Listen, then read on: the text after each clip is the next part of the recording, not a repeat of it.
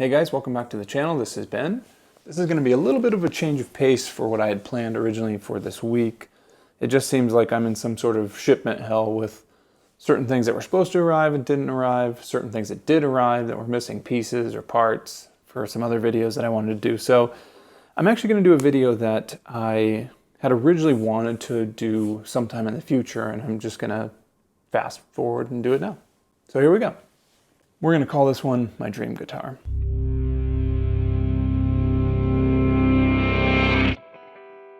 So coincidentally, over the weekend, I got this email that was sort of like a forum thread highlight email. It basically lists like all the most active threads.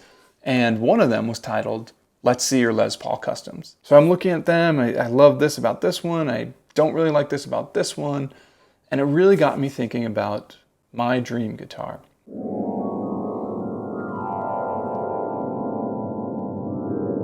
Sometime in the mid-90s, I'm drowning in cheap beginner guitars. Peaveys, Fender Squiers, Jackson Dinkies, basically the types of guitars that your parents buy you because they're cheap and they don't know if this is a hobby you're going to stick with, or in 2 weeks you're going to be into whatever, Pogs or Magic the Gathering cards or whatever people did back then. I've got this guitar, it's a blue Jackson Dinky, and I actually really enjoyed it, but let's be honest, it was like 140 bucks. So I begged my parents, like, hey, I really want to get a nice guitar. They're still a little hesitant to go full balls to the wall, so they decide to pick me up an Epiphone Les Paul Standard. This is that guitar. As you can see, it has been beat up. The pickup ring is missing here, so I just have tape keeping the pickup from hitting the strings. There's a bunch of other things, for whatever reason I painted over the headstock.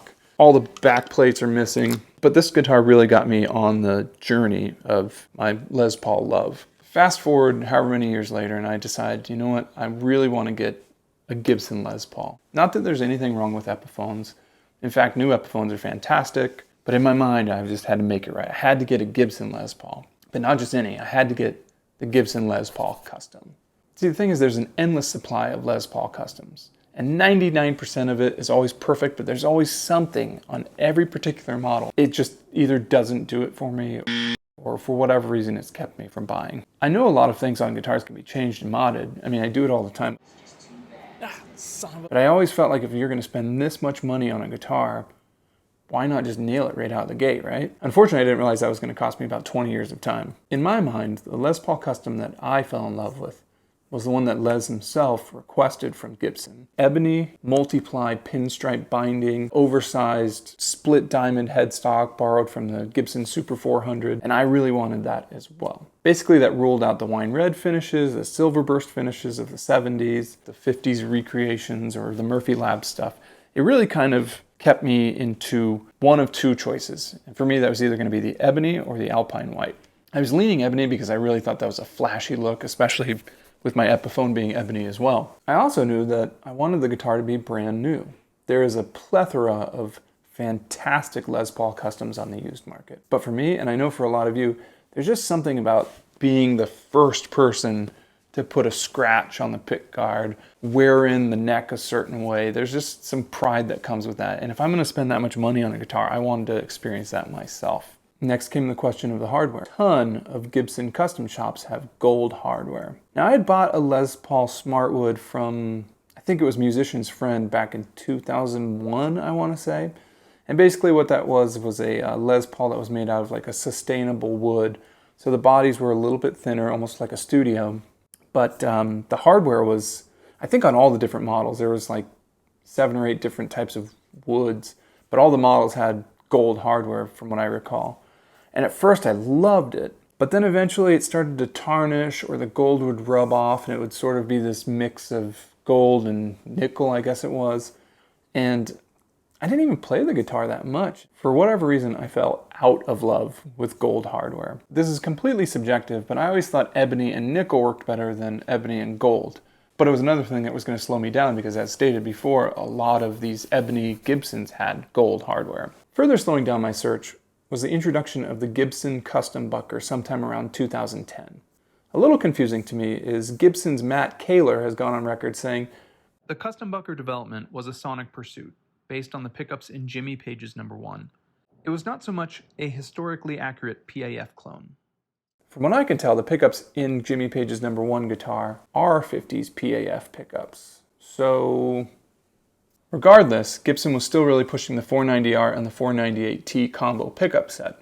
These are great pickups, but I really wanted to try these custom buckers. And unlike today, Gibson wasn't really in the mood to throw their custom buckers on Sweetwater for $300 a pop. I decided I was going to have to add custom buckers to my growing list of Les Paul custom wants.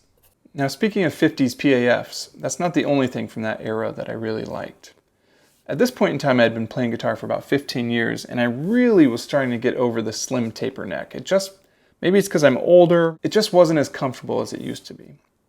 Now, Gibson necks, that's a subject that is probably the most confusing in guitar history, if you ask me. No two necks are ever identical. I've actually played slim taper necks that feel comfortable. I own some that are comfortable. I also have some chunky C necks that aren't that comfortable. But regardless, I knew I was going to have to err on the side of chunky C, which thankfully a lot of custom shops were kind of leaning that way at the time anyway. So let's fast forward to 2019. I'm scrolling all the usual sites online: Musician's Friend, American Musical, Sweetwater, Chicago Music Exchange, Zounds, whatever else was out there. And as I'm scrolling, this Les Paul Custom catches my eye from American Musical. The Les Paul Custom Ebony VOS. Now, VOS stands for Vintage Original Spec, and that is basically an age look that's applied to the hardware and the finish of a guitar. But generally, as I said earlier, I want my guitars to look brand new. VOS, I was able to overlook if it wasn't too much, but there's a certain point where I think people are crazy, like $10,000 for a Murphy Lab guitar that looks like it's been dragged behind a car for 2 hours. I know I'm gonna get a lot of flack for that comment, but I kind of say it in jest. If that's what you're into, that's cool. For me, not so much. As I continue scrolling down the features list of this guitar, I realize it does have the custom buckers, does have the nickel hardware. It's got some tiny little details that I really do like the keystone tuners. The pickups are uncovered. That's not entirely the most rare thing, but I would say by and large, most Les Paul Customs do have covered pickups. The guitar was really as close as I'd ever seen to my perfect wish list for a Les Paul guitar. And I decided I was gonna take the plunge and make the purchase. About a week and a half later, this shows up in the mail. Now, this is the Les Paul Custom that I ordered, that I fell in love with. Everything is stock on it with the exception of this pick guard, which I had laying around and I kind of just wanted to throw on here for fun. The guitar was perfect. We jumped on my horse and we rode into the sunset. Not exactly. There's this phenomenon called Gibson bridge collapse. Essentially what happens is that supposedly over time, I shouldn't even say supposedly, actually, it's very well documented, that on some guitars, the tension from the strings pulls the bridge to collapse in the middle. Now the problem with that, of course, is your fretboard has a slight arch to it. As this bridge collapses and makes the plane of your strings flat, they just simply do not interact with the fretboard anymore. There's a tendency for the G and the D string to rub along all the frets. It's not really something you can take care of easily at home.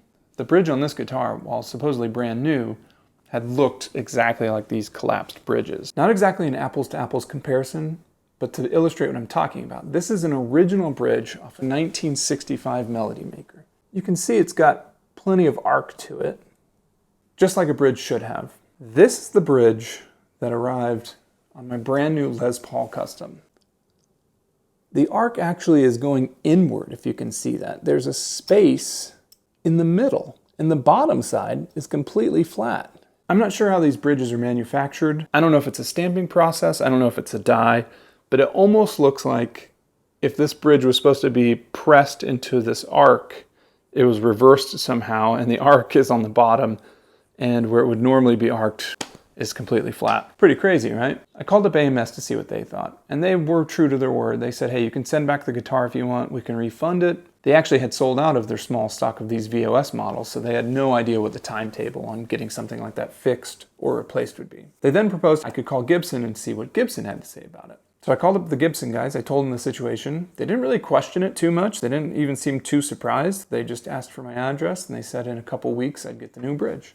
I actually joked that they took the VOS aging so far that they got into hardware fatigue. The guy was not amused. In the end, it cost me about a month of playtime and a couple bucks because I had to pay my guitar tech to notch the new bridge. A little irritating, but not the end of the world. The bridge collapse is an interesting thing to me though. Since it happened to me, and that was the first time I'd experienced it or even heard about it, it does seem like it's popping up every once in a while now, or at least, I'm more aware of it. I see it happening on 50-year-old guitars. I see it happening on 5-year-old guitars. It's just kind of random how it strikes. The guitar tech at Gibson seems to think maybe there is some interaction with whatever VOS process they use and perhaps a bad batch of bridges. I don't know. People on the Les Paul forum seem to think it happened due to the shipping. Maybe it got banged. The box was perfect that it arrived in. The case has not even a scratch on it or an indentation. So I don't think that's what happened, but who's to know for sure. So here I am now after a 20-year wait with my perfect Les Paul Custom, my dream guitar. It sounds great.